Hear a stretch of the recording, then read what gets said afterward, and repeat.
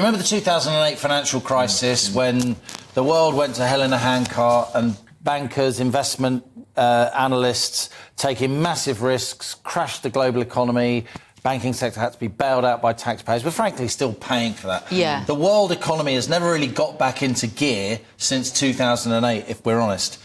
And in 2008, the EU launched a directive to try and rein in bankers' bonuses. It eventually came in 2014, and of course that applied to the UK. And bonuses, not just for bankers, but in the whole of the financial services industry, were limited to 100% of salary, so people weren't incentivised to take massive risks.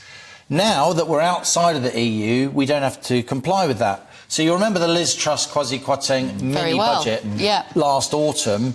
Most of what they announced in that budget was scrapped. They announced some things I thought were pretty good. They announced that they didn't want to put up corporation tax. It's since gone up from 19 to 25%.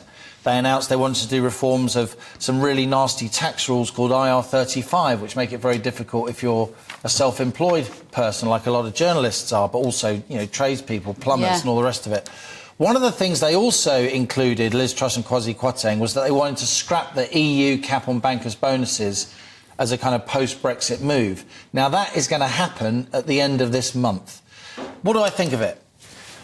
I have to say, I think the timing of this is politically really tin-eared. I think it looks really bad. You know, a lot of these people in financial services, they make, you know, hundreds of thousands of pounds a year, or they get millions, hundreds of thousands of pounds a year. And, of course, many of them get a lot more.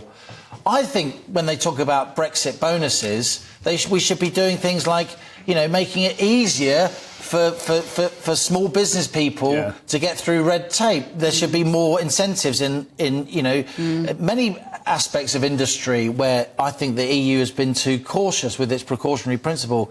And Kemi Badenoch, actually, the business secretary, she's been highlighting today, and I think this is a good idea, the fact that over the last couple of years, post-Brexit Britain has actually attracted more venture capital, more inward investment than any other EU country, quotes, despite Brexit.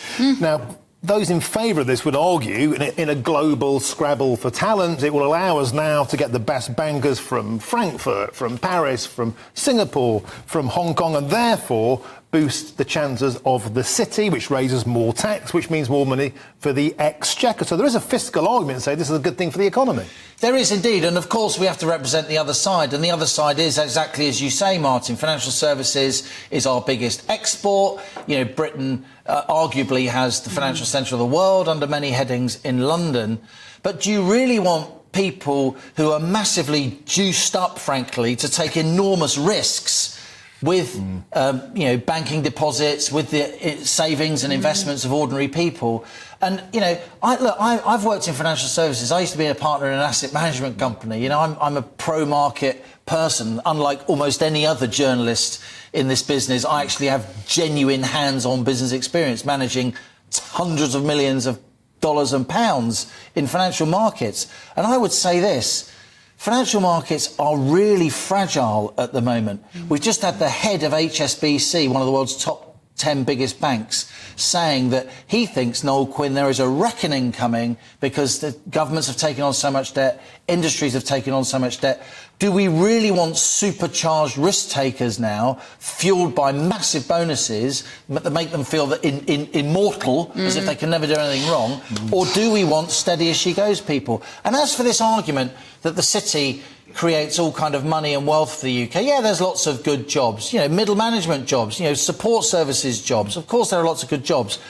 But is a massive financial services industry really what we want if, at least once a generation, it crashes the entire economy? And it just also makes, you know, it makes me worried about. But it makes me worried that if there is some massive reckoning coming round the corner, some sort of reset of our financial system, I'm not sure I want the people who are in the positions of power right now to be creaming off as much as they possibly can before the house of cards come tumbling down.